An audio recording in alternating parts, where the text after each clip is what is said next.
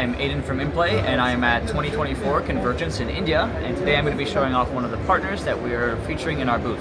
So this is Moko Smart, one of our partners here in China, and they work with us to create these various form factors for our BLE beacon, so different tags. And this is the Ion 100 BLE beacon. That's a code-free, ultra-low power beacon that we have. And so they put it into these various form factors. So say flexible, this could be for something that like patient tracking, goes on a tag, goes in a credit card, ID card.